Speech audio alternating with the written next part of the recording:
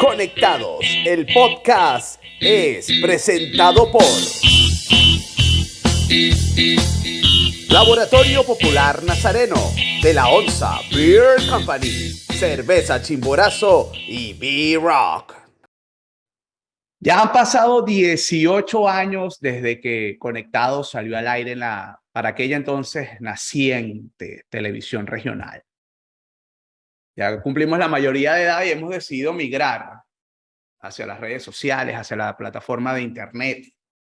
Y pues hoy tenemos como invitado, ya por segunda ocasión, la primera vez lo tuvimos en el estudio, y hoy lo tenemos como invitado por segunda ocasión vía internet a Paul Gilman, una de las referencias más importantes dentro del rock, del metal, no solo en Venezuela, sino en Hispanoamérica.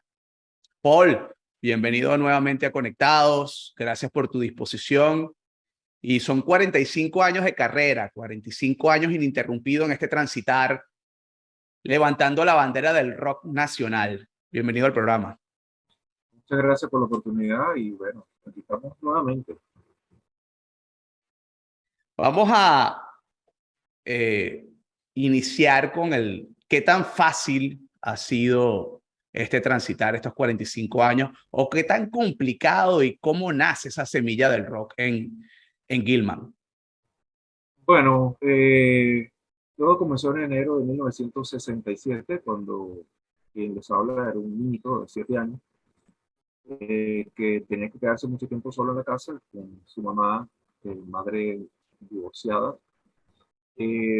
Bueno, tenía que salir a trabajar, ¿no? Para poder mantenerme como secretaria bilingüe, y yo me quedaba en la casa. Entonces mi hermano y mi padre era el televisor. Entonces en una de esas prendo el televisor en un canal que se llamaba CBTV, que luego se convirtió en Venezolana de Televisión. Era primero cadena venezolana de televisión, luego venezolana de televisión, y ahí pasaron una serie llamada Los Monkees, que era una parodia estadounidense a los Beatles ingleses. Para eso ellos hicieron un casting de 500 actores, de los cuales eligieron a los 4 miembros de los Monkees. Y bueno, después un par de ellos de verdad sabían tocar instrumentos y otros no sabían. Y tuvieron que ir aprendiendo en el camino para llegar a tocar sus propias canciones y tener un éxito más grande que el de los Beatles, incluso en Estados Unidos. Vendieron más discos que los Beatles en Estados Unidos. Y bueno, esa fue mi manera de entrar al rock sin querer, ¿verdad? Cuando yo vi estos pelús para aquella época, tocando esos instrumentos, y todas las chicas los perseguían para acá y para allá, y tocaban, y todo era divertido, dije, bueno, esto es lo que quiero hacer en la vida. Y en adelante, pues, fue una eterna búsqueda de cada disco de los Monkees que yo podía. Hice un trato con mi mamá de que cada vez que yo sacara una buena boleta de notas, mi mamá me iba a llevar a comprar un disco de los Monkees, y así era.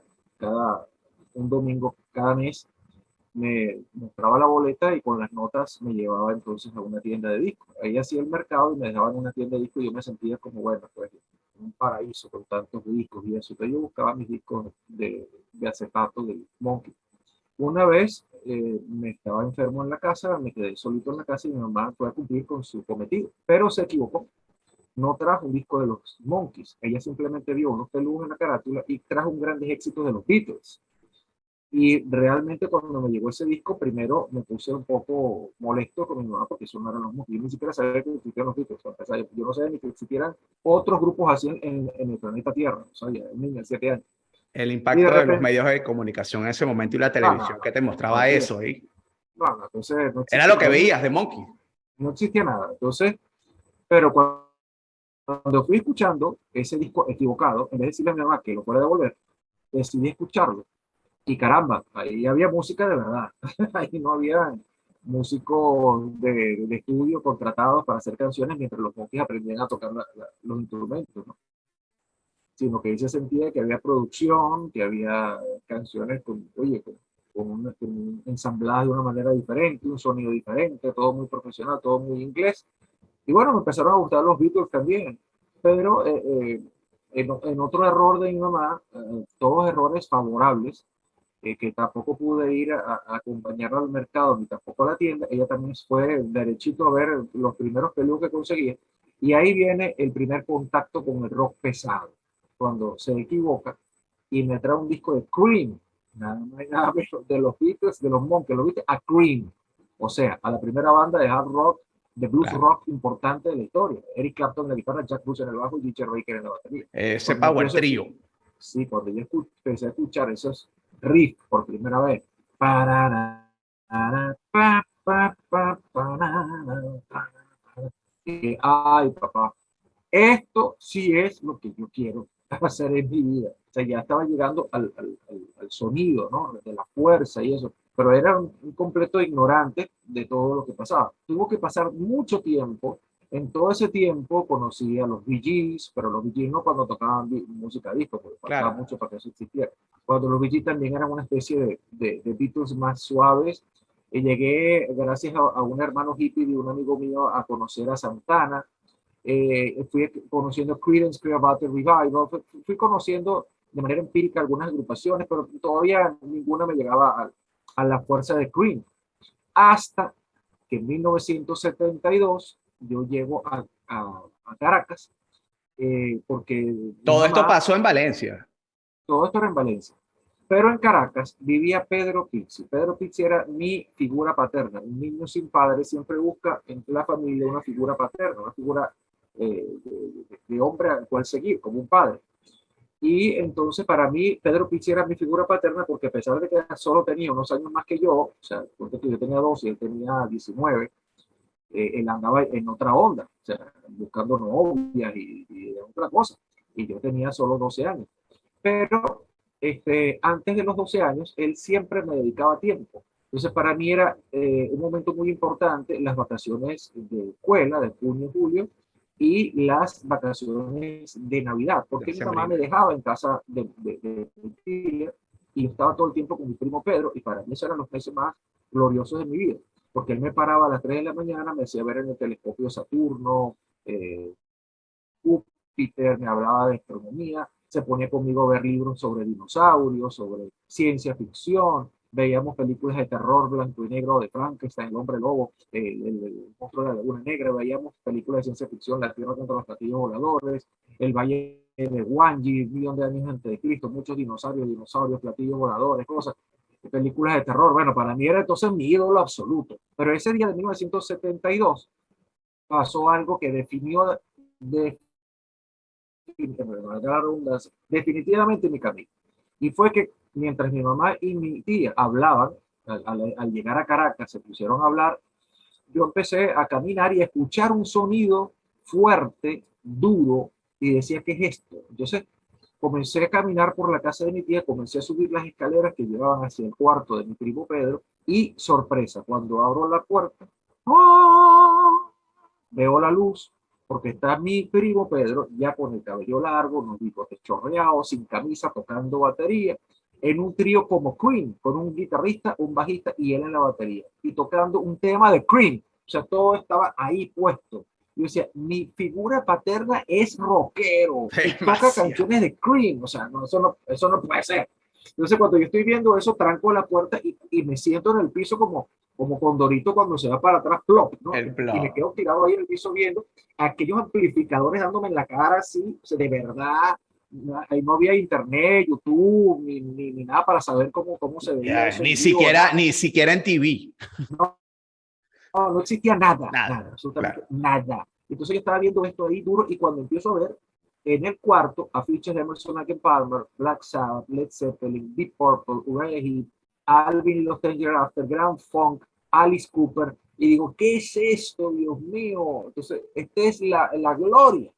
Entonces, cuando ellos terminaron de tocar, se fueron, mi primo se quedó conmigo, yo todavía estaba en estado de shock, y me sienta en la orilla de la cama y me pone unos audífonos, pero unos audífonos no como estos, unos bichos unas pelototas así que existían en aquella época blancas, que tenían para regularle el tono y el volumen. Claro, tenían Y exactamente los aquí al lado, los potenciómetros, potenciómetros los, y tenían alambres. potenciómetros aquí, sí. Sí, y entonces yo de repente estoy sentado así y él me pone esta cosa que yo no la había visto nunca en mi vida. Yo había visto series de ciencia ficción como Ultraman, que veía que salía un cohete y la gente se ponía unas pelotas en la cabeza, porque yo pensaba que, y decía, ¿qué va a hacer mi primo con esto? ¿Qué me va a poner aquí? Voy a salir para el espacio. Yo no entendía nada, pensé que era un proyecto de ciencia ficción, no sé qué. Y resulta que ahí se oía música, o sea, eso era para oír música, yo no tenía ni idea.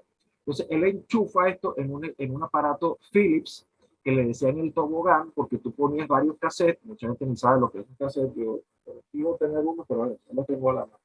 Entonces en esos cassettes había música. Entonces él puso varios cassettes, uno encima de otro, y ese aparato le decían el tobogán porque al finalizar un cassette empujaba el que estaba arriba, después venía el otro y empujaba, después venía el otro, Claro. y este se volteaba. Y así que yo podía escuchar todo el día 3 cassettes de 1 hora. Y podía escuchar 6 horas, 9 horas de música y eso seguía ahí y sonando. ¿Qué había en ese cassette? O en esos cassettes, exactamente todo lo que estaba en esos afiches. Y de hecho, no los puedes ver ahora. Bueno, no sé si los puedes ver. Muchos de esos afiches yo los recuperé y los tengo como si fuera un tesoro. Los fui recuperando uno por uno. Aquí tengo Pink Floyd, Status Quo, Slade, Deep Purple, Led Zeppelin, Emerson Lake and Palmer, Alice Cooper, Jethro Tull, UFO, Mott the Hoople, Black Sabbath, Mountain, Bad Company, etcétera, etcétera. Todos los fui recuperando y todo eso estaba en esos cassettes. Cambió mi vida completamente.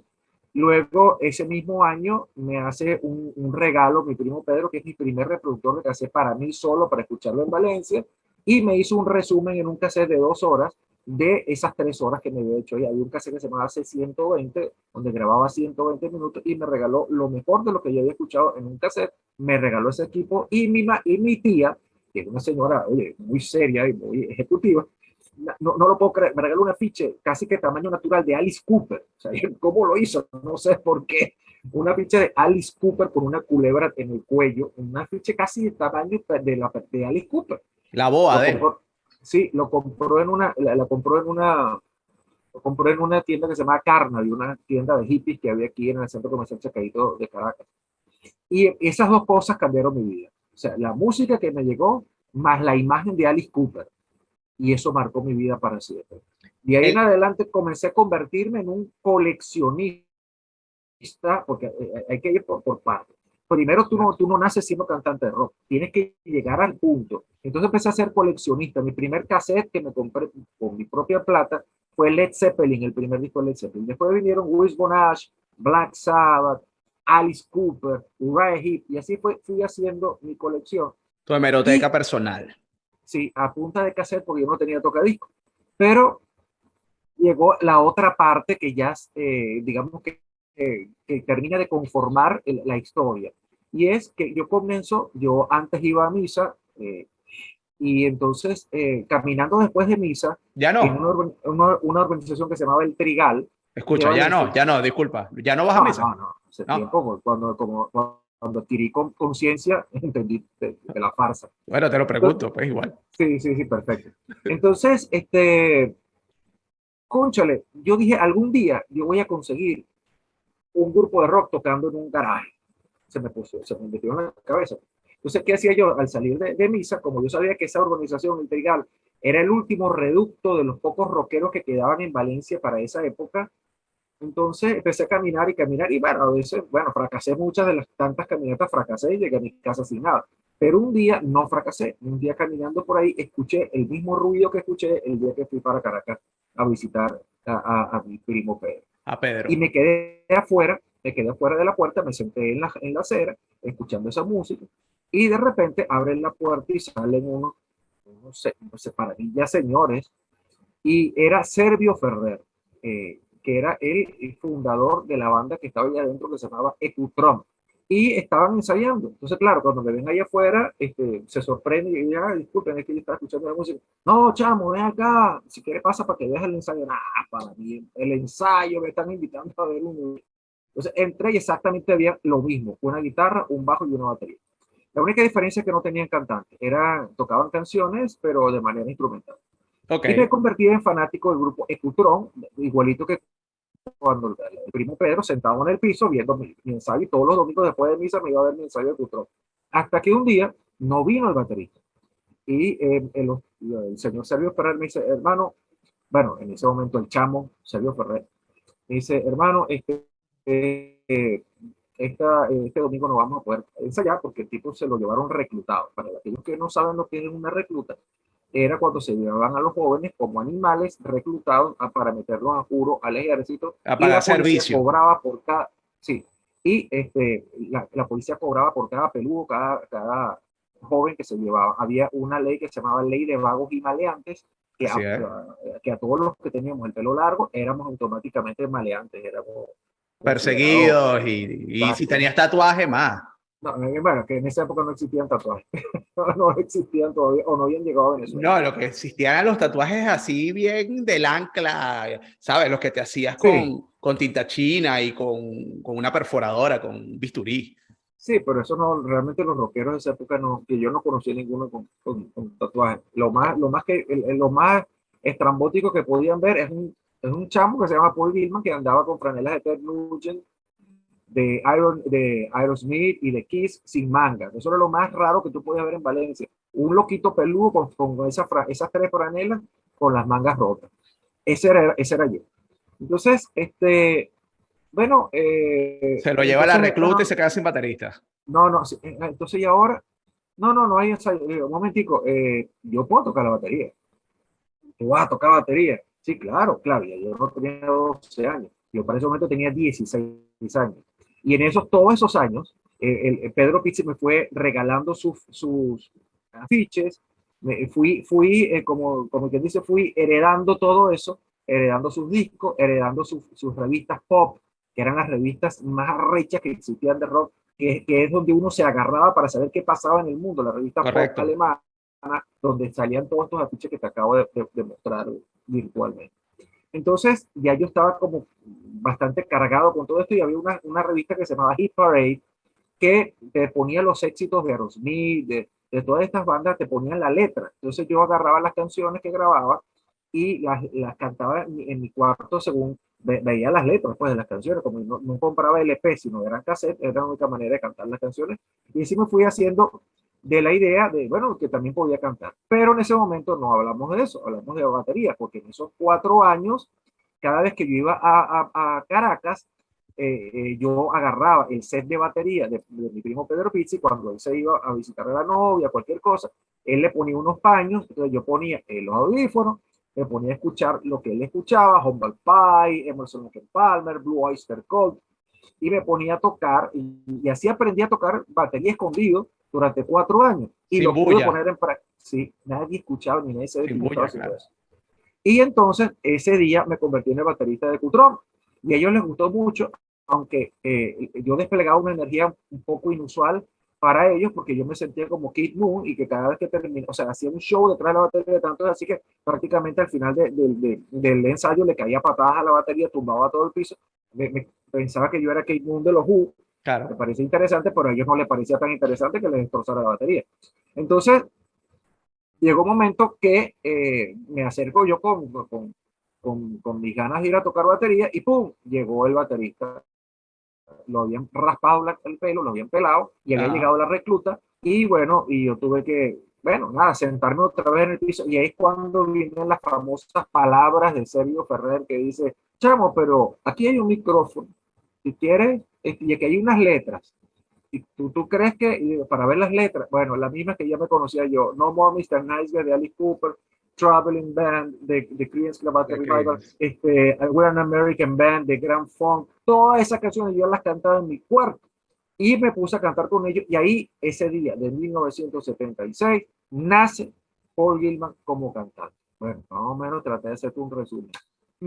En Valencia se da todo este movimiento que tú estás describiendo justamente ahorita. Estoy leyendo un libro que me obsequió Carlos Serpa. Bueno, lo leí hace un rato y él hace hincapié en que el rock valenciano no nace con Power Age y no termina con Arcángel. Dentro de este escrito también señala que Alfredo Escalante estuvo involucrado con ambas bandas. Es de, ya tú lo estás dejando bien en claro, de que existía esta agrupación y que fue con la que te iniciaste con estos músicos, iniciaste tu carrera ya, pero ya habían antecedentes en Valencia respecto al rock. No, claro que sí habían antecedentes, por supuesto, pero esos antecedentes dejaron de existir, digamos que en 1970, por ahí. Después vino la famosa onda que todo el mundo hacía jazz, rock, fusion y cosas así. Entonces ya no estaba, ya no era bien visto el rock. Entonces yo salgo de Ecutron, aunque en Ecutron también probaron suerte. Ecutron fue el gran portaaviones, porque yo logré, en mi afán de querer formar una banda propia, convencer a los hermanos Picosi, que estudiaban en el Colegio Calazán de Valencia.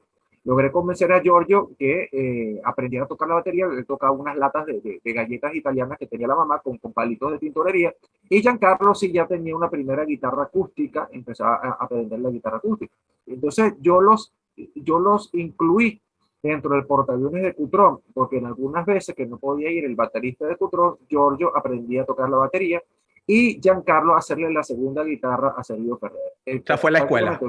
Hicimos el show de Kiss vestidos, maquillados como Kiss, lo que era las bases del Power Age, Giancarlo Picosi, Giorgio Picosi, Miguel Sánchez y mi persona. Hicimos ese show en febrero del año 1977 en el Centro Ítalo de Valencia, y que la gente empezó a gritar Kiss, Kiss, Kiss, y lo que hicimos fue doblar unos cassettes, que por cierto quien estaba en la consola colocando el cassette era Sergio Ferrer otra vez. Otra vez estaba involucrado en mi carrera. Cuando llegamos al camerino con todos esos trajes espectaculares, después de haber hecho bromas pirotécnicas, yo escupí fuego como James Simmons y toda la gente se lo creyó. Lo que hicimos fue un doblaje sobre una tarima con una música puesta en un cassette y con instrumentos prestados de una banda que iba a cerrar, que se llamaba Amina. Entonces, cuando llegamos al camerino dijimos, esto no va a volver a ocurrir. La gente no va a seguir gritando Kiss cuando somos nosotros, que no somos ningún Kiss. Nosotros somos una parodia.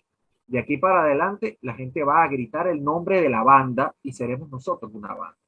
Cuando todo esto sucede, con el tiempo nos ponemos Power Age, inspirado por un disco de AC/DC, que claro, por cierto en Venezuela no se escuchaba, no sabía la existencia ni de AC/DC, ni de Van Halen, ni de Judas Priest, ni nada de esto existía en Venezuela. O sea, nosotros éramos los únicos que escuchábamos ese tipo de música, Montrose, todas estas bandas, Queen, eso nadie sabía ni siquiera que existía. Aquí la gente se había quedado pegado con Led Zeppelin, Deep Purple, Black Sabbath y Uriah Heep, y algunos y otros que, o Humble Pie, Alice Cooper y otros por ahí. Pero la nueva onda, digamos, de los mediados de los 70 en adelante, nadie sabe que ni siquiera que existía. Nosotros ya estábamos empapados de eso, gracias a un amigo que llegaba de Maracay con una tonelada de discos, y nosotros nos grabábamos todo eso y nos metíamos todo eso en la cabeza, todas esas influencias. De hecho, nuestro primer concierto lo dimos en 1978 en un cumpleaños de ese muchacho que se llamaba Pita Luga. Entonces, en todo esto, llegó un momento que antes de dar nuestro primer concierto oficial en Valencia, que sería el 10 y 11 de agosto de 1979, nos dijeron que nos iban a venir a ver unos eruditos del rock de Valencia, ¿verdad? El que le decían el Gordo Berens, era el guitarrista, y era una de esas bandas de rock que dejaron de llamarse rock y les daba piquiña que le dijeran que tocaban rock. Ellos ahora eran jazz y eran otras cosas. Pero, oye, el hecho que nos dijeran que iba a venir ese señor a vernos tocar al Power Age en un ensayo, nosotros nos sentimos, oye, sumamente halagados. Bueno, este señor llegó al ensayo, nosotros nos matamos sacando canciones de Tin Lizzy, de Judas Priest, estoy hablando del año 78, ¿verdad? Ahí escuchaba eso. Y nunca habíamos tocado en vivo, jamás. Entonces, este señor llega, nos ve como dos canciones. Nosotros habíamos preparado un repertorio y nos vio fue dos canciones. Y dijo, no, esto es el clásico rock pesado. Y se fue con un dejo así de asco. La leyenda urbana que se convirtió en Power Age entre el 79, todo ese tiempo hasta 1980, cuando salimos por primera vez en el primer programa en colores en la televisión venezolana, y ustedes lo pueden buscar por YouTube. esa aparición en televisión con esos pelús y esas ropas estrafalarias, y yo, bueno, guindado con una boa en el cuello, gracias a la influencia De Alice Cooper, de Alice claro. Cooper, por supuesto, la culebra se llamaba Alice. Eso fue, ahí dejamos de ser una leyenda urbana, porque aquí en Valencia, en diciembre de 1979, vino uno de los periodistas más importantes de cultura de Venezuela, que se llamaba Javier Miranda, que tenía una sección importante de cultura en un diario que se llamaba El Nacional, y todo el mundo veía esa sección de cultura. Era una religión, todos los domingos ver ese cuerpo C, el cuerpo cultural del Nacional. Bueno, ¿qué tal? Una foto de este tamaño de Paul Gilman, y decía, no es Londres ni es Nueva York, es Valencia la capital del rock, porque fue a ver qué es lo que pasaba en Valencia, porque el primer concierto que nosotros vimos en Valencia en el 10 y 11 de agosto de 1979, éramos solo un grupo que se llamaba, eh, no recuerdo ahorita, y Powerage, éramos dos grupos nada más. Ok. Pero ya cuando él vino en diciembre, el 20 de diciembre de ese mismo año 1979, cuando Javier Miranda se traslada a Valencia para ver qué es lo que está pasando, ahí estaba Uzi, que era otra versión del grupo de Cutron, con el propio Sergio Ferrer tocando en el concierto mío. Sergio Ferrer, el señor que me abrió la puerta, estaba tocando un concierto organizado por Powerade. Después estaba Sacrifice, después estaba José Arevalo, que paz descanse, que le dicen el Jimi Hendrix de Valencia, que era también del grupo C, del grupo Cañón. Bueno, al final se presentaron 5 grupos. Entonces, ese se convirtió en el primer festival de rock de la historia de Valencia, con más de 5 grupos de rock duro. Y por eso que se celebra en Valencia, 22 de diciembre, perdón, cada 22 de diciembre, así como cada 13 de junio, se celebra El Día del el Día Rock. del Rock Nacional, único país en el mundo con un Día del Rock Nacional, Venezuela, ejemplo para el mundo. Valencia tiene su Día del Rock Regional, 22 de diciembre, conmemorando ese concierto del año 1979. Y ahí Bueno, explota todo lo que es el Power Age, y bueno, ya estamos dentro de lo que es la historia del rock nacional. el año 79, justamente el año que yo nací, y ya tú cargabas a la culebra Bali en Caramá en el cuello. Sí. Eh, Sabemos del transitar de Power Age, lo has dejado bien en claro en esta conversación, en estos minutos que llevamos. Luego viene el pase de Arcángel, que sin duda se convierte en una gran banda, por una gran referencia. Logran grabar una buena suma de discos y logras muchos éxitos con canciones que quedaron marcadas en una generación completa. Sí, bueno, luego que explota el fenómeno Power Age y que logramos tocar inclusive en, en el Poliedro de Caracas, imagínate tú, sin grabar ni siquiera un 45, ¿Y ni un 6. en qué programa de televisión se presentaron? Se llama El Show de Luis Oberto, en enero del año 1980, primer programa de televisión en colores en la historia de Venezuela, y el primer show sobre música presentado en colores en Venezuela, y la primera banda de rock nacional en la historia de la música en Venezuela en salir por televisión a colores. Después de eso, bueno, por supuesto se creó un revuelo porque ya dejamos de ser una leyenda urbana. Eso existía, el Power Age existía y toda Venezuela lo vio. Y luego en febrero se continuó el programa con otras canciones que nosotros grabamos 3 canciones. El primer día salimos con una y en febrero salieron grabadas 2 más. O sea, ya la cosa era una locura.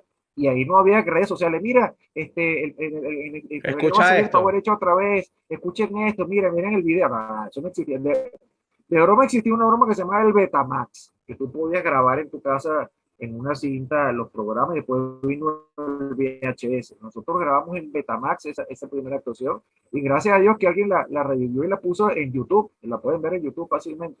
Entonces viene la etapa de que yo necesitaba conseguirle a Power Age un manager, alguien que nos llevara al siguiente nivel, que era grabar, ¿ok? Entonces, ahí, bueno, yo me meto en la cabeza que tiene que ser Alfredo Escalante, porque él tenía un programa en el Canal 5 de Venezolana de Televisión, que se llamaba La Música, que se acude todavía no en el Canal 8, sino en el Canal 5, un canal cultural. En ese Claro. programa él presentaba rock, era el único programa de rock que existía en la televisión venezolana. Y entonces yo dije, ese es el tipo, y pues empiezo a meterme en el personaje de quién es Alfredo Escalante. Bueno, creo que es el hermano de Capi Doncella, que fue el primer, digamos, el primer personaje importante Productor, en la historia del rock locutor, en Venezuela, locutor, productor de eventos, en fin, claro. todo lo demás. Ya Capi Doncella se había retirado, empezó a hacer música venezolana, pero el que quedaba haciendo rock, aparte de Alfredo Escalante, habían otros. Bueno, estaba Plácido Garrido, estaba. Entonces dije, bueno, este es el personaje. Me fui hasta Caracas, lo esperé en la primera emisora FM que existió, se llamaba la emisora cultural de Caracas, que estaba muy cerca de Venevisión. Me llegué hasta allá, me averigüé cómo era la cosa, no había GPS, ni tampoco había Google Maps, y me inventé cómo llegar hasta allá, llegué hasta allá, lo esperé en la escalinata hasta que el hombre apareció, y le entregué una cinta grabada en dos canales, en un ensayo, muy rústicamente, para que escuchara el Power Age. Creo que le llevé la canción El Anticristo, la primera versión del Anticristo en dos canales. Entonces, oye, le pareció interesante porque era rock pesado, cosa que ya no existía. Entonces, lo convencí para que fuera un concierto en Cagua, Estado Aragua, y ahí él llegó con su hijo y se trasladó por sus propios medios hasta Cagua y quedó impactado con la actuación de nosotros. Ya había visto la actuación en televisión y nos invita para un programa de televisión de la música que hace todo el mundo, donde hicimos un programa de una hora que no salió al aire porque los efectos la imagen era bastante buena, pero el sonido fue espantoso, de modo que se Ok. perdió ese programa, aunque siempre se han filtrado pedazos de ese concierto, se han filtrado por YouTube. Entonces, ahí comienza realmente la relación con Alfredo Escalante, y Alfredo Escalante entonces nos lleva al siguiente nivel. Va para Corporación Los Ruices, una disquera, y convence al presidente, al gerente general de nombre eh, Salvador Pérez, que le gustaba mucho Deep Purple, le gustaba mucho Púrpura Profunda. Entonces él agarró y se llevó a Salvador Pérez a un ensayo en Naguanagua, Valencia, de el Power Age. Entonces él llevó una niña, a su hija que tenía como 7 años, 8 años, la llevó. Nosotros no entendimos para qué llevó a su hija de 8 años a un ensayo de una banda de hard rock, no entendimos. Pero bueno, pidió una silla para la niña, la sentó, se sentó él y bueno, ay, tocáis las canciones. Entonces era gallego, o es gallego, pero que todavía está vivo. Entonces empezamos a tocar las canciones, por supuesto, La Matraca, Castillo sobre el Mar, y Vagón de la Muerte, todas las canciones así. Entonces de repente yo veía que bueno, que el tipo estaba así como medio contento, pero no estaba muy convencido, hasta que empezamos a tocar Loco por el Rock and Roll.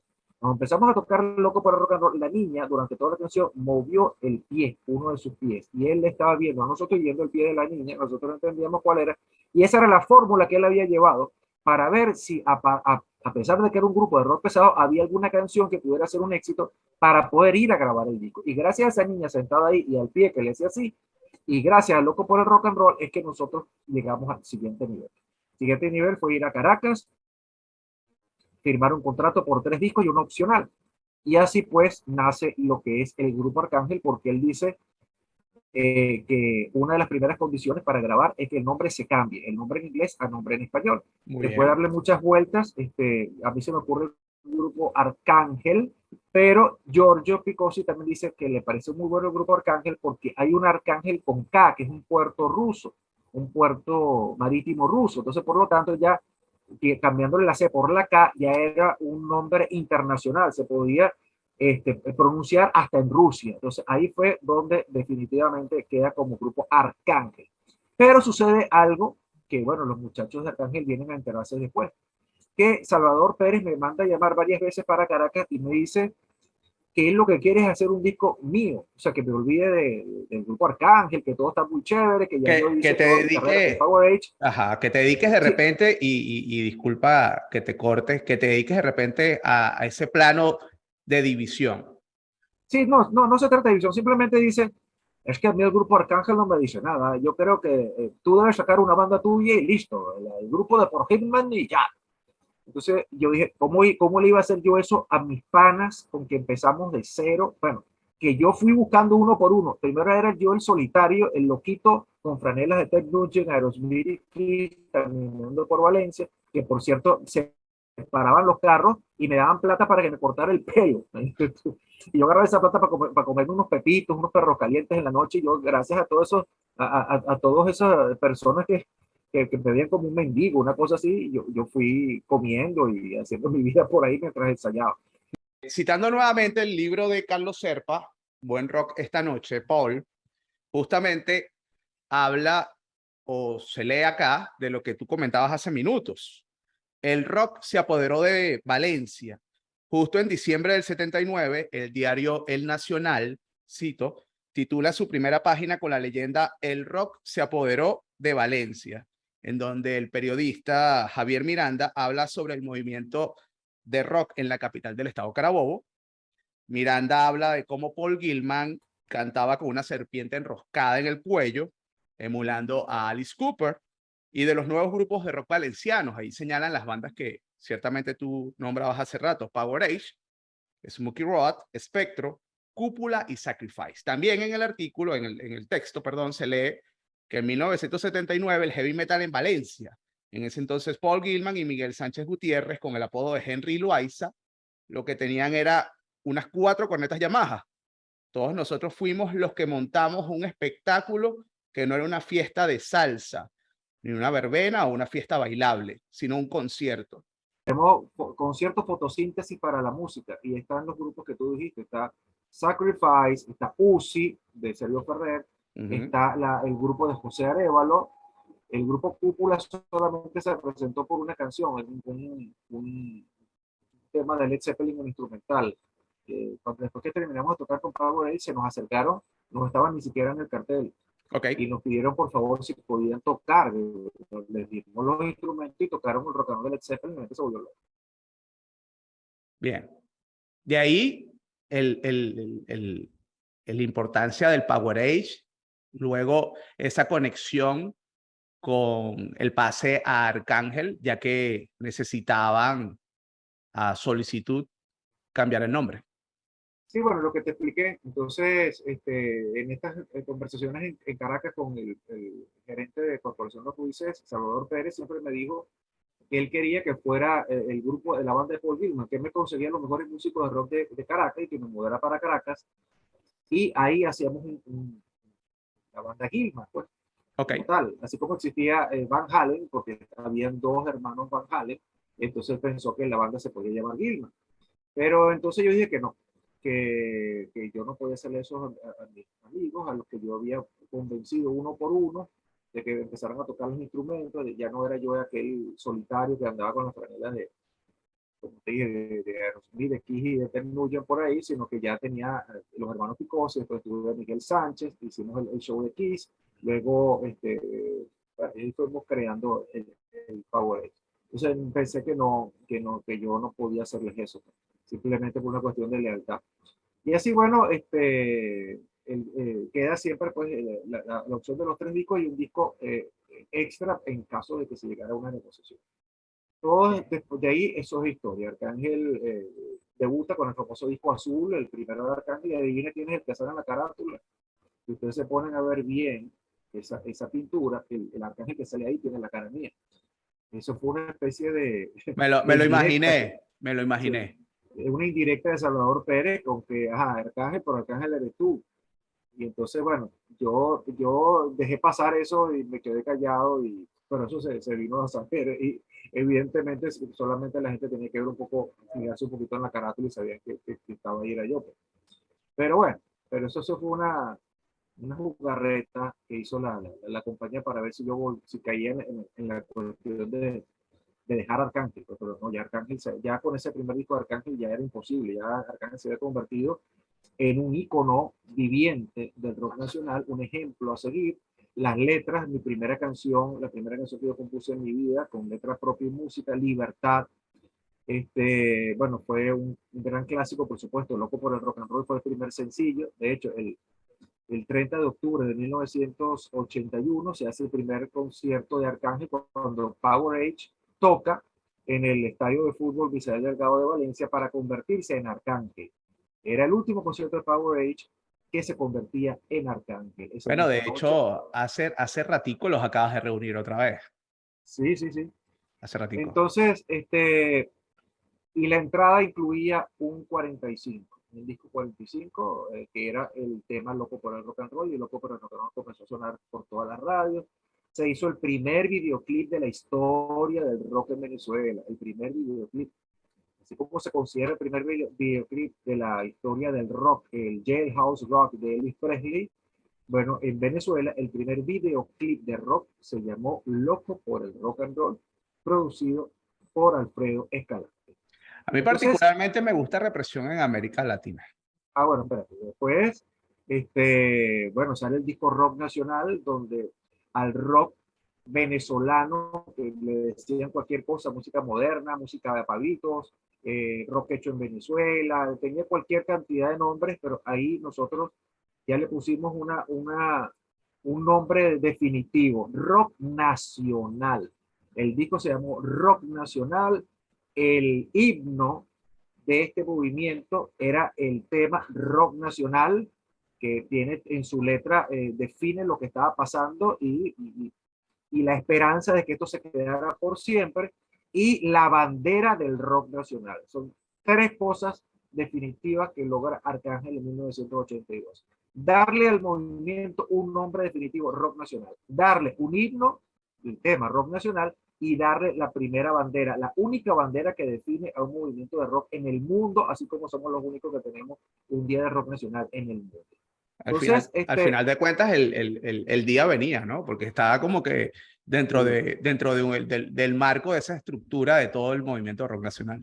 y bueno, se comienza a hablar del movimiento del rock nacional. Entonces, bueno, después viene el tercer disco. Ya ahí viene la hecatombe, pues el final de mi época con el grupo Arcángel, porque si hay algo que yo mantuve siempre firme es nada de teclados en la banda, ¿no? Por supuesto, hay tecladistas importantes en la historia del rock, John Lord de Deep Purple, para rock duro, el único, bueno, y está Ken Hensley de Uriah Heep. Para mí los dos únicos tecladistas que yo, bueno, considero que tienen algo que ver con el rock duro, porque los demás son de música sinfónica. Kate Emerson, Emerson Lake Palmer, Rick Wakeman de Rick Yes, por Wakeman, ejemplo. te iba a decir, Rick Wakeman, no te Rick cuadra. Wakeman, que tuve, claro, que tuve la oportunidad de conocerlo, me firmó los discos más importantes de su Claro. carrera. Claro, pero no son rock, o sea, es rock sinfónico progresivo, pero rock duro, hard rock, solamente John Lord de Deep Purple, que por cierto, esta noche en Cultura Rock vamos a presentar a Deep Purple en el Wacken. Y bueno, y Rick Wakeman, y qué te digo Y, ya, y y, Ken y, Hensley de Uriah Heep. ya va, y Dizzy Reed, No sé ni de qué grupo toca él. el de Guns N' Roses. Ah, Guns N' Roses.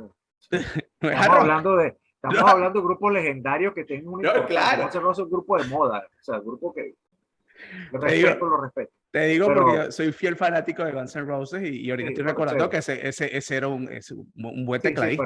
pero no es un tecladista que va a quedar en la historia de la humanidad como el gran tecladista del rock. Olvídate de eso. Ah, bueno. Los tecladistas de rock para la historia se llaman John Lord de Deep Purple y Ken Hensley de Uriah Heep. El resto, bueno. Entonces, dije, nada de teclados, cero teclados. Esto se tiene que mantener el hard rock clásico, así con dos guitarras. Bueno, clásico sería guitarra, bajo, batería y voz, como lo inventaron los Who. Ajá. Y luego fue imitado por Led Zeppelin, por Black Sabbath, por Van Halen, por Pantera, por Bad Company, por Queen. O sea, el cuarteto típico, guitarra, bajo, batería y voz. Ese es el verdadero. Pero yo creía mucho más, sobre todo en la época de los 80, que también nos toca un poquito la New Wave o British Heavy Metal, la nueva ola del heavy metal británico, con toda esa cantidad de bandas, unas que ya venían trabajando como Tim Lizzy o Judas Priest, se unen pues a lo que venía con Iron Maiden, Tigers of Panther, Def Leppard, Saxon, Motorhead. Todo esto nos influenció muchísimo porque eso arranca en los 80 y nosotros estábamos saliendo en los 80. Uh-huh. Entonces yo dije, nada, nosotros tenemos que seguir en la onda del heavy metal, la onda metalera. Pero entonces ahí viene el golpe de Estado, dirigido por uno de los guitarristas del grupo Arcángel, Freddy Cabeza, quien a pesar de que yo lo metí en la banda, bueno, igual que todos los de la banda, pero a Freddy Cabeza fue el último en entrar a la banda, bueno, el penúltimo, el último que entró fue Breno Díaz. Yo lo fui a ver a él a Puerto Cabello, que él tenía una banda de nombre Ecus, donde tocaba precisamente Rolando Rojas, que luego estuvo en Smoky Road y en Sacrifice. Y me pareció que como nosotros no teníamos un guitarrista líder, que se llamaba guitarrista líder, al que hacía los punteos Claro, de la eso, guitarra, los solos de teníamos a guitarra. Giancarlo Picossi, que era guitarra rítmica, teníamos un bajista mexicano que se llamaba Rogelio Gutiérrez, teníamos un baterista, Giorgio Picossi, pero necesitábamos un guitarrista líder, pues, y que hiciera, dejar a Giancarlo Picossi como guitarrista De rítmico, y acompañamiento, nosotros ajá. teníamos tres guitarras, cosa muy rara dentro del rock.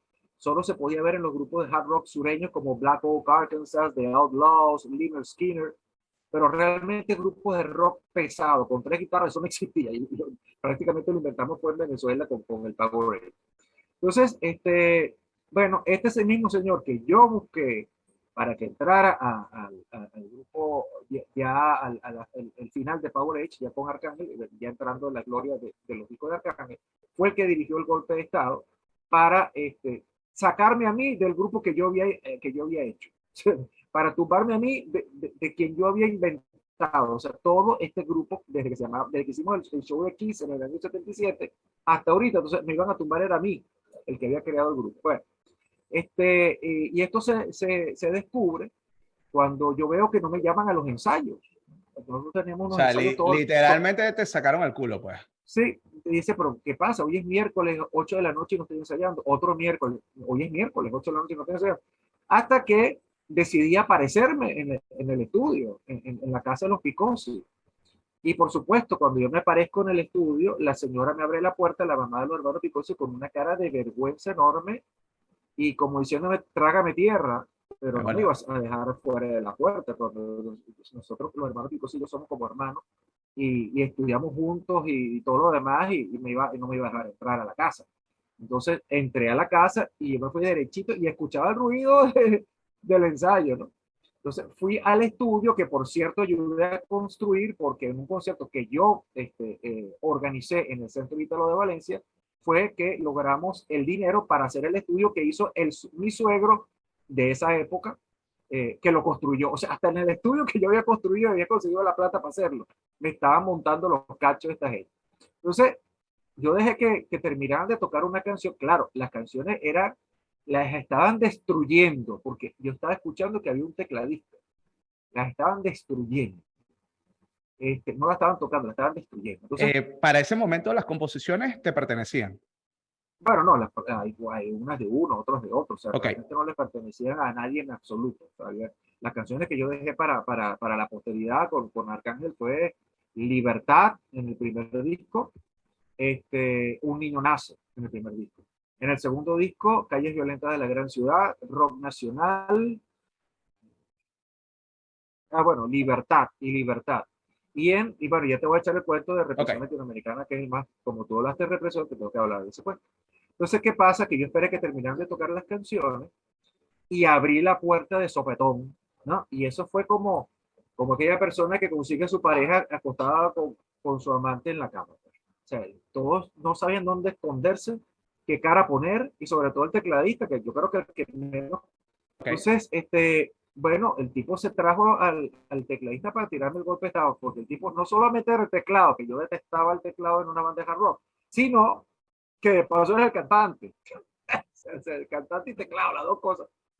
Y te agarré y me senté en mi lugar, prendí mi micrófono y dije, bueno, qué raro que me llamaron aquí. Entonces, de hecho, creo que canté dos canciones más, pero ya las habían vuelto tan raras y tan inexplicables, porque ya venían ensayando varias veces sin mí.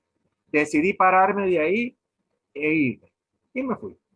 Me fui y a la cuadra de atrás, la misma cuadra, pero en la casa de atrás, justamente paralelo con la de los Picos, vivía Ernesto Ferro, guitarrista que para ese momento, bueno, para ese momento guitarrista que estaba comenzando a tocar la guitarra, que era el fanático número uno de Power Age, iba para todos los conciertos de Power Age en la primera fila.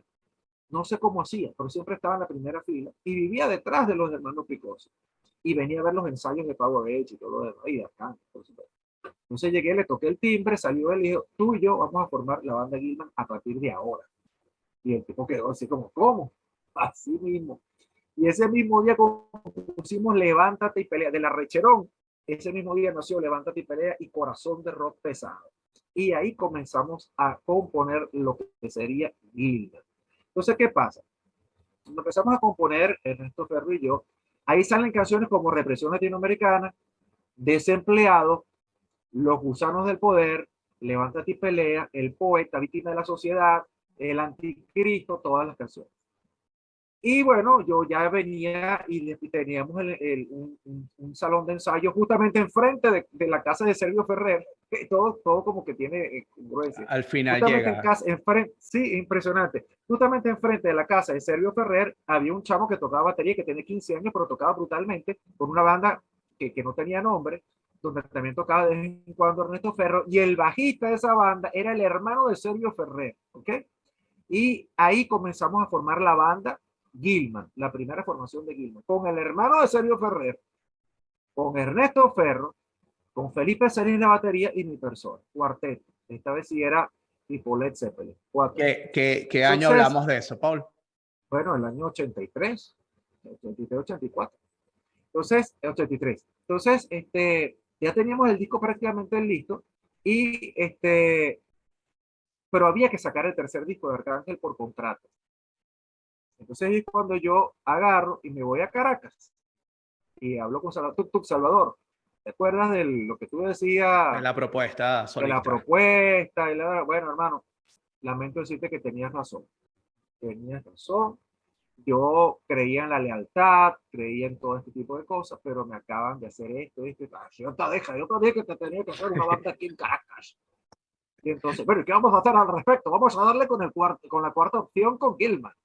Y esa fue la que gané. Para eso vine, compa. Ese cuarto disco es Gilman. Y así quedó ya el contrato definitivamente cerrado. La cuarta opción la agarré como Gilman. Sin embargo, yo tenía que continuar con Arcángel por lo menos un disco más, pero como el disco de Arcángel venía tan flojo, realmente lo más impactante que tenía el nuevo disco de Arcángel era un tema compuesto por Giancarlo Picoso, nombre Juicio Final, era realmente el sonido de Arcángel original, pues, pero el resto no me decía absolutamente nada. Tanto fue así que tuve que sacrificar, antes de hacer el disco Levántate y Pelea, sacrificar 3 canciones del disco Levántate y Pelea. ¿Adivina cuál? Represión Claro, ¿qué canción? Latinoamericana, Los Gusanos del Poder y Desempleado. Las 3 canciones más heavy metal del disco, bueno, y aparte el juicio final del disco Represión Latinoamericana. El disco hasta llevó el título de una canción que era de Gilman, Represión Latinoamericana, y todo el concepto del el soldado en la carátula lo conseguí yo. Alfredo Escalante le metió todo el concepto de buscar lo de la materia del rock nacional y convertirlo en brazaletes que dijeran RN. Entre los dos, pues, estuvimos pensando una manera de hacer ese disco como militar, como de protesta, como, bueno, con todo, es el disco de más compromiso social de toda la, yo creo que de toda la historia de Venezuela, del rock nacional, es represión latinoamericana.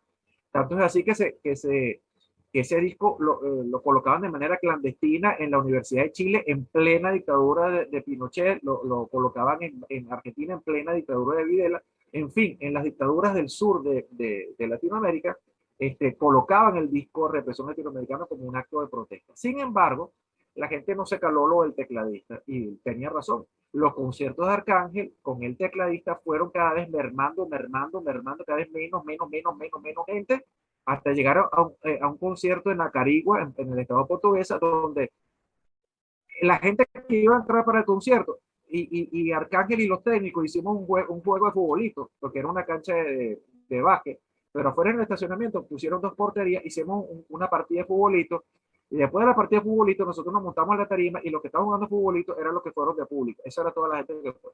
No fue nadie. Imagínate. Porque la gente no entendió lo del tecladista, es que arruinó todo. Entonces ahí fue cuando yo dije, hasta aquí llegué yo, hermano, yo no me voy a meter en este Titanic, ya golpeó, yo advertí que había un iceberg, hay un iceberg, no me hicieron caso, chocaron con el iceberg y yo sí agarré mi El salvavidas salvavidas y y me empezaste a fui y flotar. levántate y pelea. Y El, levántate y pelea, bueno, no, Levántate y Pelea es considerado uno de los discos más icónicos del heavy metal, y lo digo con todo orgullo, no por meter falsa modestia, sino que creo que es un icono de heavy metal. Y de hecho ha aparecido en varias publicaciones a nivel mundial cuando hacen un recorrido por el heavy metal de los 80, y el disco Levántate y Pelea se convirtió en una referencia. Bueno, y hasta el día de hoy la canción Levántate y Pelea no deja de sonar en un solo concierto de la banda Gilman en toda su historia. Y también El Poeta se convirtió en un gran clásico también. Sí, de hecho a eso iba. Son joyas musicales, discos que sin duda son emblemáticos. Particularmente, yo le hice una crónica al Escalofrío, otra de las obras que has realizado. Considero a mi juicio personal que es un disco perfecto, sin restarle mérito a los demás, porque desde el plano de la producción se logra ver un amalgama entre la narrativa, entre los mitos, las leyendas, el folclore, la esencia rockera, el peso que tiene ese disco a nivel auditivo es tremendo. Y más bien yo siempre he tratado siempre lo defiendo incluso, te lo comentaba también hace unos días, siempre defiendo al Escalofrío como una de las grandes placas musicales del rock, del metal en Latinoamérica en general, en Hispanoamérica, de hecho. Tuve la oportunidad de hacerle también una cápsula, grabar una cápsula para mostrarla transmitida. Yo grababa unas cápsulas de bandas nacionales, bandas de rock venezolanas, y la transmitíamos por la Mariscal Rock. Y resulta que el que me dio la oportunidad de transmitir estas cápsulas allá en España es Oscar Rubio, Oscar Sancho. Y pues después empezamos a conversar sobre la buena nota, la buena relación que tienen tú y él, y pues me permitió transmitirle a los españoles a través de su programa Roxinante, si mal no recuerdo que se llamaba, Sí. el escalofrío de Gilman, ¿no? Entonces, es un disco que yo siempre defiendo, es un disco que yo siempre muestro, incluso hace pocos días en reuniones con muchachos que tienen hoy en día 20, 25 años y que andan en la onda de tocar. No han escuchado el escalofrío de Gilman y se los puse, lo conecté a YouTube, se los puse en la corneta y quedaron impactados con el peso del disco. Para mí es una de las obras más extraordinarias que ha realizado. Sí, definitivamente es la obra, a pesar de que se hizo un Escalofrío 2 que tiene muchísima calidad y muchos cuentos que quedaron por fuera del Escalofrío 1. Y bueno, imagínate, el Escalofrío ese original, luego se regraba en los estudios de la nave de Oseberg, donde graba Rata Blanca en Argentina, en Buenos Ajá, Aires, se ajá. volvió a grabar y quedó, bueno, quedó espectacular. De hecho, el ingeniero de grabación fue el ingeniero de sonido de Rata Blanca, cuyo disco de la leyenda del Hada y el Mago, donde sale la leyenda del Hada y el Mago, llegó a ser nominado por un Grammy.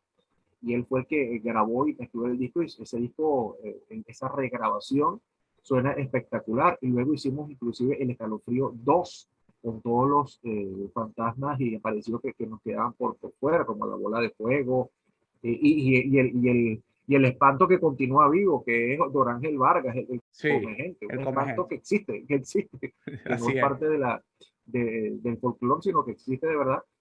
Bueno, está La Llorona, que no es lo mismo que La Sayona, y en fin, hay muchas cosas interesantes que hay ahí, Juan Machete, bueno, tantos, Ujú. tantos que hay ahí. Y bueno, logramos que Porfirio Torres volviera a hacer los cuentos del primer Escalofrío, los volviera a grabar y grabara los del Escalofrío 2. Entonces, Escalofrío se convirtió en una obra y bueno, de hecho llegó a salir ahorita está bajo el sello Psychophony Records de Colombia, tienen todas los relanzamientos. De hecho, se hizo un disco doble que se llama La Saga, que tiene los dos Escalofríos en una sola edición, bueno, con afiches, con historias. Se ha convertido pues en el disco icónico, definitivamente, y hay discos que no se pueden superar, no se pueden superar más nunca. Yo tuve la oportunidad de entrevistar a Ian Gillan de Deep Purple en una ocasión, la única ocasión que vino para Venezuela con su banda solista, luego vino con Deep Purple, y me dice, él me dice, yo no sé ni para qué nosotros seguimos haciendo discos nuevos, porque la gente cada vez que vamos a tocar nos pide que toquemos el disco en Japón. Claro, El disco en Japón, las 7 canciones del disco en Japón y después me toca lo que tú quieras. claro. Entonces, bueno, mucha gente me dice, bueno, ¿y por qué no tocaste este y esta otra Escalofrío? No, porque es la idea. Se han hecho demasiados discos. Yo soy el único cantante de heavy metal en Latinoamérica con 42 discos editados. creo que de cantantes de heavy metal alguno de habla hispana, y más de 110 apariciones fonográficas en recopilatorios, invitaciones especiales, discos oficiales, discos no oficiales, singles, y eso también es un récord que gracias a Dios poseo, y para orgullo, por lo menos mío. Y bueno, cuando tú dices innumerables discos con Arcángel grabé 3, o sea, hace 39 discos que yo dejé de grabar con Arcángel, hace 39 discos. Así que Arcángel simplemente fue una buena etapa, y bueno, y continúo yo con mi, con mi amistad, mi relación de amistad con los hermanos Picosi.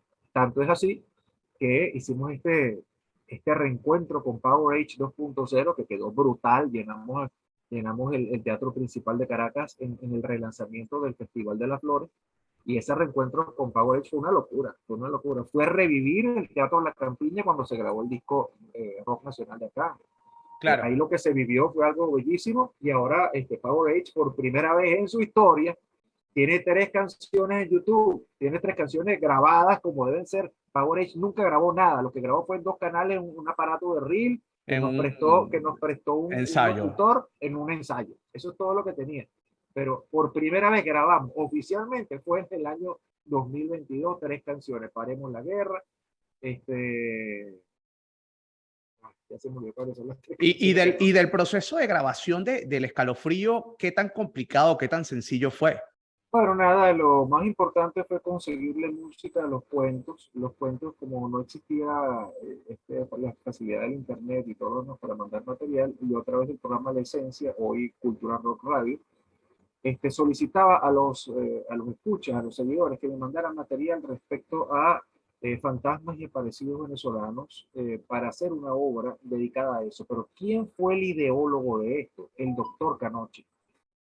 Esa aparición del doctor Canoche en el disco El Regreso del Guerrero, esa historia de terror que nadie conocía en Venezuela sobre este científico alemán que era una mezcla de Frankenstein con la momia, con Drácula y todo lo demás, y que realmente existió y estaba ahí, los restos del castillo, está el laboratorio, está el mausoleo y todo lo demás. Dije, nada, tengo que hacer un disco sobre esto y seguir investigando sobre este tipo de cosas, y que sea el público quien mande todo. Bueno, y así me llegaron libros, cassettes, de todo, artículos, y ahí pues elegimos los temas. Una vez que teníamos los temas, fuimos como concentrándonos en las historias, y ahí fueron saliendo las canciones.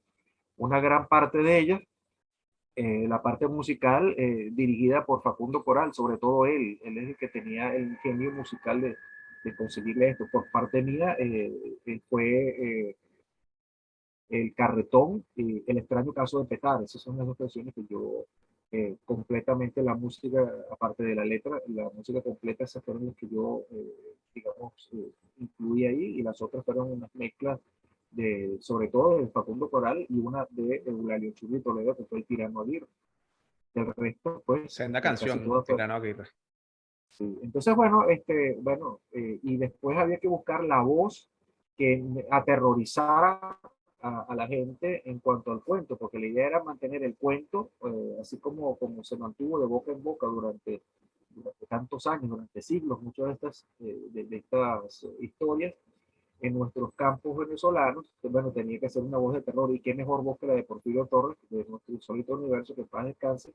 Nosotros siempre le dijimos el miembro que nunca se montó en la tarima de la banda Gui, porque él, creo que sacamos la cuenta, y creo que fue 36 veces aparece su voz en obras de la banda Gui. Él aparece en el Holandés Errante, en Van der Decker, aparece en el Proyecto HARP, aparece en María Leonza, aparece en todos los Escalofríos 2, y así va apareciendo bueno, de hecho, la última voz que hizo Porfirio Torres fue la voz de El Anticristo cuando hicimos el relanzamiento de Levántate y Pelea con la nueva banda. Y bueno, y fuimos a buscar la voz de Porfirio Torres, y fue la última que nos hizo con vida antes de lamentablemente fallecer. Epa, Entonces, los espantaron, Paul, en la grabación de ese disco.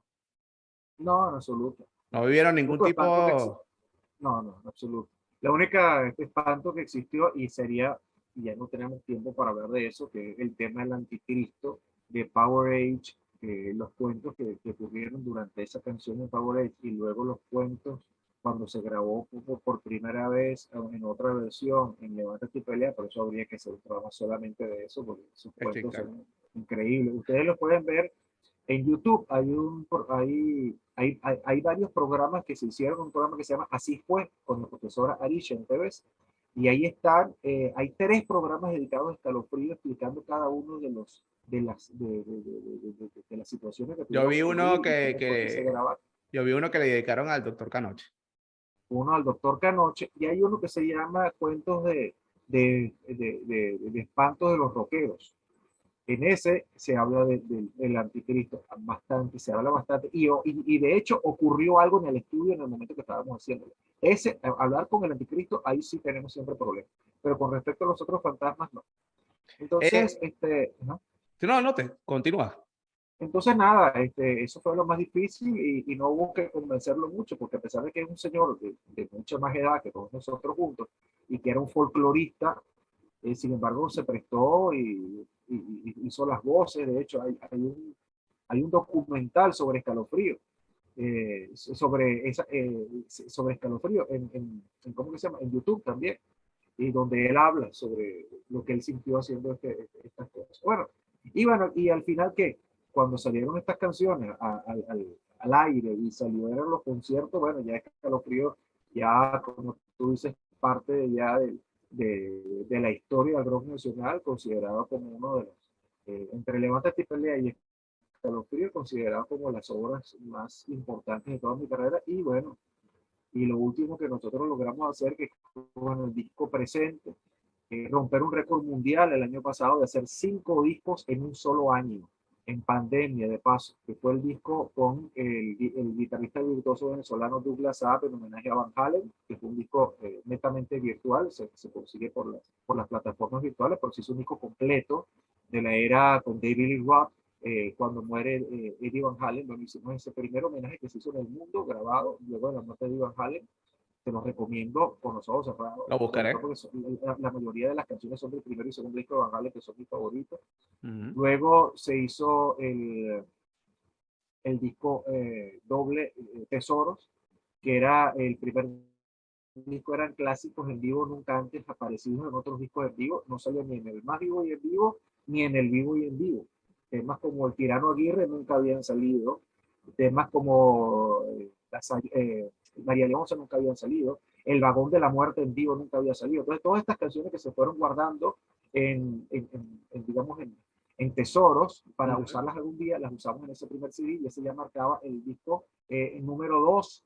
Después, en ese mismo CD Tesoros, era de 2 discos, 2 obras totalmente diferentes. La tercera obra es tributo al rock británico con todas las canciones que a mí me hicieron rockero. Muchas de ellas estaban en ese famoso cassette de Pedro Pitts, está Communication Breakdown y No Good and Bad Times de Led Zeppelin, está Ave de Rapiña de Uriah Heep, está canciones de Black Sabbath del volumen 4, canciones de Black Sabbath de Sabotage, canciones de Judas Priest, canciones de UFO, de Tim Lizzy, todas esas de Sweet, bueno, de todos esos grupos que me marcaron. Entonces ya 3, después viene en el disco presente, que es de la franela que llevo acá, ¿no? Ahí se ve, este disco presente, marca definitivamente el récord, porque hasta el disco Tributo al Rock Británico del disco Tesoro empataba el récord de Ian Gillan de haber grabado 3 discos 3 discos. en estudio hace unos años, no recuerdo exactamente qué año, y ahí se empataba el récord. Pero con el disco presente, que incluye 2 trabajos, presente como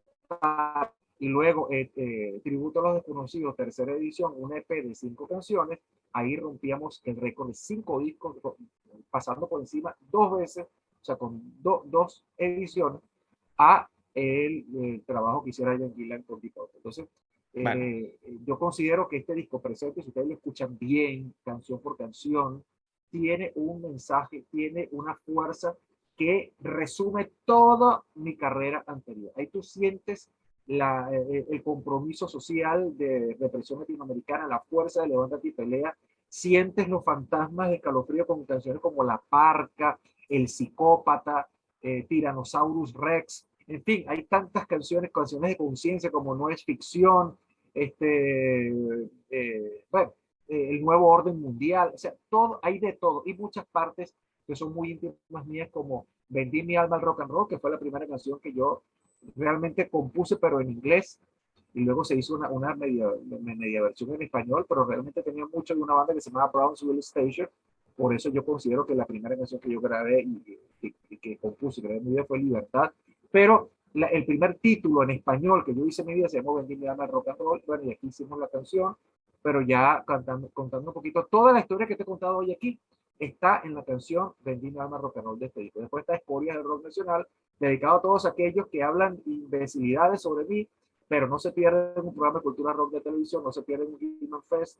Muchos de ellos han estado en mis conciertos, les he pagado muy bien, los he dignificado, los he apoyado, y sin embargo, apenas se bajan de la tarima empiezan a hablar y ustedes. Entonces, a ellos también les hice una cancioncita que se llama Escorias del Rock Nacional. Y también está la parte, esa parte de que la gente me dice, pues, ¿cómo es que tú te hiciste una propia tumba? ¿Por qué tú hiciste una tumba en vida?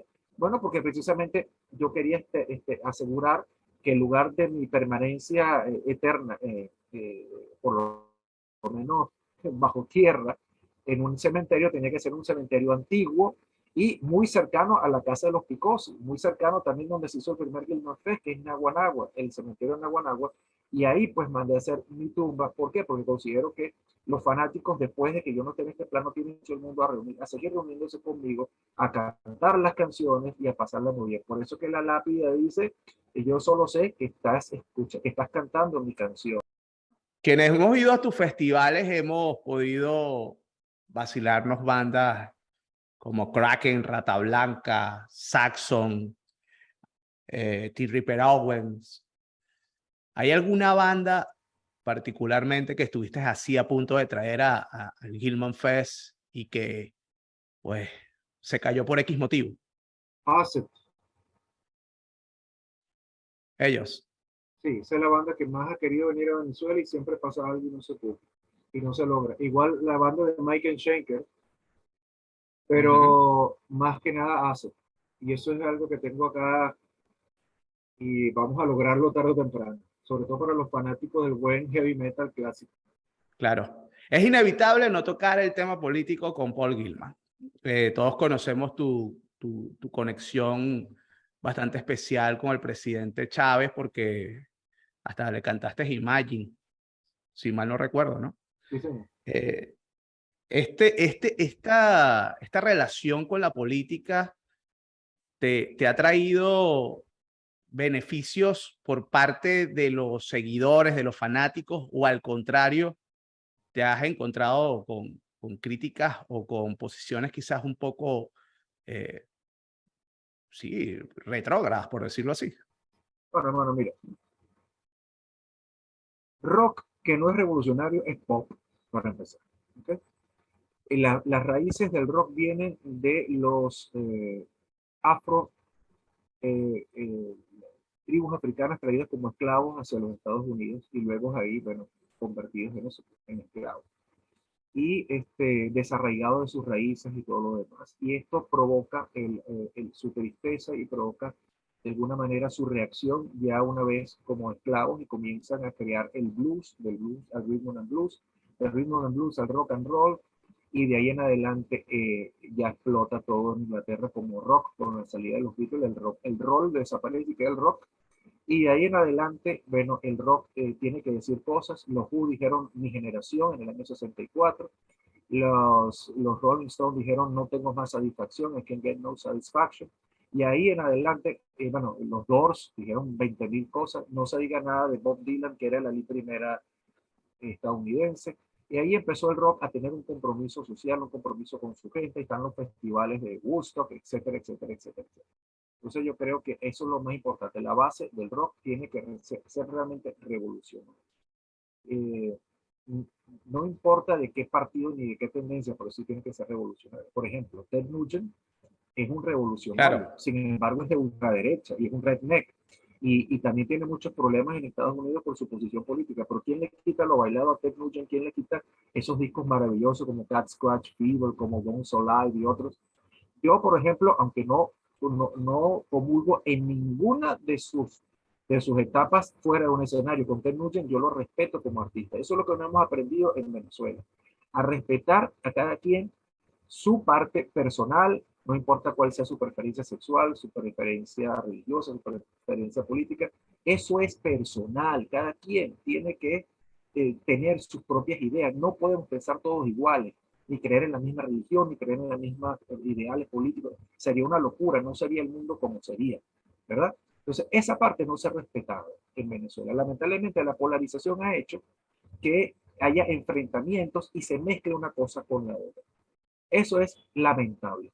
Pero lo Claro. que nadie puede negar, porque negarlo sería un completo absurdo, es que Paul Gilman ha sido un punto y una línea recta. Yo siempre me he mantenido igual, siempre he pensado igual, siempre he dicho las cosas que tengo que decir igual, siempre he sido la misma persona y eso no me lo soporta mucha gente porque mucha gente se ha vendido, mucha gente ha dejado de hacer rock, mucha gente se ha dedicado a escribir solo por la computadora y idioteces, pero no han producido absolutamente nada. Entonces, ¿quién es el que se ha encargado de mantener este sonido aquí? Durante 33 años en la radio, durante 23 años en la televisión, por cierto, el programa de televisión Cultura Rock es el único en el planeta Tierra con 23 años ininterrumpidos en el aire. Que me saque alguien el nombre de algún programa de rock con señal libre con 23 años ininterrumpidos. No queda ninguno sobre la Tierra, ¿ok? Solamente en Venezuela y existe este. Bueno, Aparte de eso, yo duré en señal, duré 12 años, y pero es ni bastante, siquiera, y te felicito. Y te felicito ni porque eso siquiera. no lo logra todo el mundo. Después, aparte de eso, he organizado conciertos, he organizado el concierto cultural rock en vivo, el Gilman Fest, exacto. He tratado de llevar la mayor suma de felicidad posible a toda la comunidad rockera de Venezuela. En el año 2011, nosotros logramos hacer 6 Gilman Fest, logramos convocar a más de 100.000 personas en toda Venezuela, en Cumaná, en Barquisimeto, en Caracas, en fin, se hicieron en todas partes de Venezuela. Aquí creo también. Ese fue el año que También, vinieron para acá. no, la vez que fuimos para allá fue empezando en el 2005. Entonces, 2005.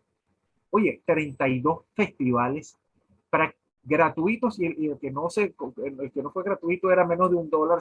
Si pasamos la cuestión al dólar de ahorita, no costaba ni $1, que fue 30 bolívares el concierto de Sepultura en Maracay. Eso fue una ridiculez y como que fueron 10 bolívares en Uriah Heep en el Teresa Carreño. O sea, una cosa loca. He traído bandas que la gente jamás hubiera podido tener el dinero para verlos en vivo y prácticamente gratuito. Uriah Heep, Sepultura, Saxon, y pare usted de contar la cantidad de bandas. Mi misión, Megadeth, Megadeth, trajiste Megadeth. Testament. Testament. Mira, la mejor satisfacción que yo tengo es que he hecho mi trabajo y he llevado la mayor suma de felicidad posible a miles, miles y miles de venezolanas y venezolanos que van a ir, óyeme bien, se van a romper todos los récords de asistencia en el Gilman Fest Extremo Aragua 2022. No solamente tenemos un tremendo paréntesis desde el 2018 hasta ahorita que no se había hecho, primero por razones presupuestarias y luego llegó la pandemia, sino Claro. estos años de falta de conciertos y que de paso se regrese con un Gilman Fest extremo, lo que nunca se había hecho. Nos habíamos acercado mucho con Destruction, con Sepultura, por supuesto, eran grupos extremos, pero al llegar al punto extremo del black metal, eso nunca se había visto. Entonces, Ya vamos, de hecho, con eso cerramos para que sea la invitación como tal al concierto que todo el mundo estaba esperando el anuncio y hasta que se hizo posible. Ya hablamos, vamos a hablar de eso, pero hagamos una dinámica para cambiar un poco el tema y cerramos con el Gilman Fest Extremo Maracay. Respuestas rápidas a preguntas que algunas veces se han considerado hasta mitos, que han girado en torno de los fanáticos, en torno a Paul Gilman. ¿En serio te postularon para la Fundación Nuevas Bandas? no, vale, es una Porque locura. ahí salió un comunicado de tu No, parte. eso fue alguien que quiso echar broma. Ah, ok. Y yo simplemente lo que dije es que me la regalaran. Ah, ok. Fuiste llamado a ser cantante de Aerosmith, De Aerosmith y de Iron Maiden. de los dos. Sí, sí. Estuviste en el Celebration Day de Led Zeppelin, el No, concierto, por cierto, lo vamos a eh, pasar por televisión dentro de un mes completito. sendo concierto. ¿Le No, tienes arrechera a Zapato 3? es que no me gusta esa vaina. Yo el pavirrock, el rock pavito, a mí jamás me ha gustado, que si, ¿cómo se llama? Caramelo de cianuro, malanga, zapatos tres, todas estas cosas. No, O sea, pero no le tienes arrechera, simplemente no te gustan y no, ya. no me gusta porque no me gusta el rock pesado, el rock con fuerza, que tenga que tenga, no sé, unas letras importantes, no que si las pantaletas negras y cosas de esas. Yo quiero que sean cosas más inteligentes y que tenga un contenido más importante. Eso es lo que tiene que hacer el rock. Viviste un capítulo incómodo en Colombia. Justamente fuiste invitado, porque así lo supimos, al concierto tributo a Elkin Ramírez, cantante de Kraken. No pudiste entrar a Colombia. No, no, Acláranos qué fue lo que sucedió. creo que mezclaste dos cosas totalmente diferentes. Yo fui invitado al Rock al Parque como Ah, Gilman, ok, fue en el Rock al Parque. sí, donde se cumplían 30 años de carrera artística y fui el primer cantante. Otra cosa que le agradezco, porque cada vez que hacen una cosa como esta, me meten en los libros de récord, aunque no salga en el récord Guinness, pero sí en el rock, porque fui el primer cantante en la historia de los festivales, del primer festival que se hizo en 1958 de rock hasta ese momento, el primer cantante que ha sido invitado y desinvitado de un festival por razones políticas. Porque simplemente una persona en Colombia me comenzó a hacer una campaña tremenda en contra mía y bueno, y no me permitieron tocar el Rock al Parque. Me dijeron que si quería Pero, tocar el Rock al Parque tenía que montarme ahí y decir y desligarme de mi experiencia política y decir ok, que estaba en contra del presidente y que voy a hacer eso, que tiene que ver una cosa con la otra. Yo pues tienes a cantar, no vengo a dar mítines políticos. Entonces, de ahí me ok. sacaron del Rock al Parque. Pero lo que tú dices de Ajá. Elkin Ramírez me funcionó mucho más porque fue tanta la publicidad que me hicieron en Colombia que no pasaron ni 3 meses que me fui invitado junto con Adrián Barilari de Rata Ajá. Blanca y una cantante que no recuerdo su nombre que ganó un concurso en Colombia y salimos por 5 ciudades y a Miranda, se llama Miranda, gracias a mi esposa que me pegó el grito. Miranda, Barilari y mi persona hicimos entonces junto con el grupo Kraken original, hicimos cada quien 3 canciones y bueno, fue una locura y cuando yo me aparecí, antes de que yo apareciera en Tarima, en Bogotá, donde se había hecho el Rock al Parque, todo el teatro decía Gilman, Gilman, Gilman. Fue una locura, fue bueno, le agradezco muchísimo a Ok. la persona que me hizo supuestamente ese mal, porque fue mi mejor manager, porque logró que no hiciera uno, hice 5 conciertos Ok, entonces con el Kraken. de Elkin, el de tributo y el de Kraken como tal, sí se realizó. El Claro, donde tuviste el impasse fue el Rock al y Parque. después fui a otros. Yo nunca había tocado tanto en Colombia, sino después que me hicieron eso Rock al Parque. De hecho, fui con Kraken a Nueva York a tocar 2 conciertos en Nueva York. Paul, lastimosamente estamos llegando al final del espacio porque, bueno, tú sabes más que yo de esto, todos tus años de carrera en televisión y en radio, sabes cómo es el tiempo. Además que hay suficiente material, aunque quedaron muchas preguntas por realizarte dentro de esta Bueno, pero si conversación se tan da el amena. concierto en Yaracuy, si se llega a dar un concierto en Yaracuy, hacemos la segunda parte de esto, ¿te parece? Así es. Ojalá Porque se dé. Estamos tratando. quiero que sepa la gente que el amigo que está ahí del otro lado está haciendo todo lo humanamente posible para hacer un concierto de Gilman en Yaracuy, quiero que lo sepan. Si se da o no se da, quiero que sepan, este señor que está aquí es el que está haciendo todo humanamente posible, a ver si se puede. Exacto, estamos en esa. Pues, Paul, la invitación para el Gilman Fest Extremo y Cradle Field en Tarima ese día. Bueno, las invito a todas y todos a reencontrarnos, toda esa comunidad rockera, porque lo bonito del Gilman Fest no solo el festival, sino que es aquella entrada de autobuses, de buses, de vans de toda Venezuela que se consiguen, se encuentran, familia completa, que tenemos 4 años sin vernos, la invasión de las franelas negras nuevamente en la capital del rock extremo en Venezuela, que sin duda es Maracay. Allí bueno, Maracay ha sido cuna de bandas como Epitafio, Noxious y Cultura 3, en fin, de todas esas bandas va a estar Noxious, va a estar Imperial Ceremony, que es el que más discos ha sacado, va a estar Infestus, que es la banda pionera junto con Ora Pronovis, la única que queda, porque Ora Pronovis se disolvió y varios Sí. integrantes de Ora Pronovis ahora están en Infestus, que fue la primera banda de rock gótico en la historia de Venezuela hace 24 años, va a estar ahí. va a estar Masatuda, va a haber un homenaje a Sepultura que ustedes tienen que, bueno, allá hay videos. Vean el video de Territory por la banda Legacy para que ustedes escuchen cómo suena ese tributo a Sepultura. Y bueno, por supuesto, cada los pies. El costo de la entrada, que me lo pregunta todo el mundo, va a ser baratísimo. Bueno, va a ser lo que ustedes se gastan en comerse un pepito con un refresco, o hasta menos, que es el precio que va a costar este concierto. Las esperamos a todas y todos, pendientes a partir de la mitad de agosto para los puntos de venta, cómo conseguir las entradas. Bueno, hay capacidad para 20,000 personas y creo que la vamos a rebasar, pero ahí cabe todo el mundo. Así que, bueno, quiero agradecer mucho al alcalde de Girardot, de Maracay, Rafael Morales, porque es un metalero de verdad y fue él que dijo que había que traer a Cra de los Fields de Venezuela. Y no les quiero decir el grupo que quiere traer para el 2023, que es otra gran sorpresa, porque el hombre no solo nos garantiza este Guimafé, nos está garantizando el de 2023 también. Pues gracias, Paul, y espero que nos encontremos en Maracay. Gracias, y en Yaracuy. Seguro, saludos. Y que viva la cultura rock. Pues Paul Gilman, lo tuvimos acá invitado en Conectados hoy. Pues nos reencontraremos en el próximo Conectados Podcast.